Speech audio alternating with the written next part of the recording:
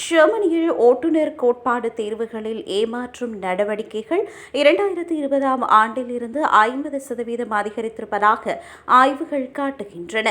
2024ஆம் ஆண்டில் 4200 பேர் வரை குறித்த ஏமாற்று குற்றச்சாட்டில் பிடிபட்டனர்.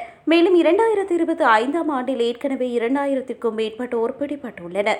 சிலர் பரீட்சையின் போது தங்களது ஆடைகளில் கேமராக்கள் அல்லது ஹெட்போன்களை மறைத்து வைக்கின்றனர். மற்றவர்கள் அவர்களுக்காக பரீட்சை எழுத வேறு ஒருவரை அனுப்புகின்றனர்.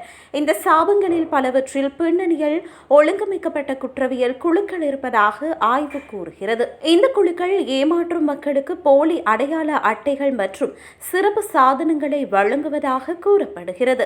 ஜெர்மனியில் ஓட்டுநர் உரிமம் பெறுவது அதிக செலவை ஏற்படுத்தக்கூடியது. இதற்கு 2500 முதல் 4500 யூரோக்கள் வரை செலவாகும்.